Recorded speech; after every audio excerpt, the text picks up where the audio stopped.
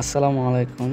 আমরা যারা GP SIM use করি, আমরা হঠাৎ মাঝে মধ্যে দেখতে পাই যে আমাদের সিম থেকে টাকা অটোমেটিক্যালি কেটে যায়।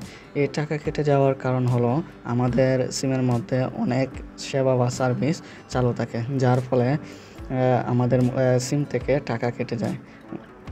আমরা আসলে জানতেও পারি না যে কী সেবা চালু আছে।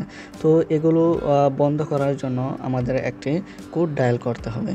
এই কোড ডায়ালের মাধ্যমে আমরা জিপি সিমের অটোমেটিক্যালি যে টাকা কেটে যায়, এই টাকা কেটে যাওয়া থেকে রক্ষা পেতে পারি।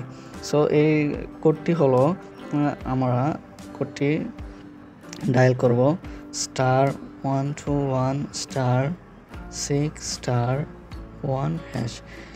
ডায়াল করার পর আমরা জিপি সিমটি সিলেক্ট করে দেব।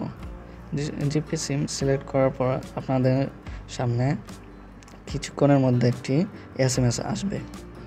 এসএমএসের মাধ্যমে আমরা নিশ্চিত হতে পারবো যে আমাদের যত সেবা আছে সব অফ হয়ে যাবে, যে সেবাগুলো আমাদের সিম থেকে টাকা কেটে যায়।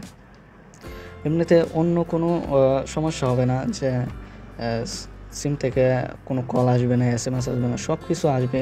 শুধু আমাদের যেটা বেশি টাকা যেন কেটে নিয়ে যেত, এগুলো অফ হয়ে যাবে। তো আশা করি আপনারা বুঝতে পেরেছেন।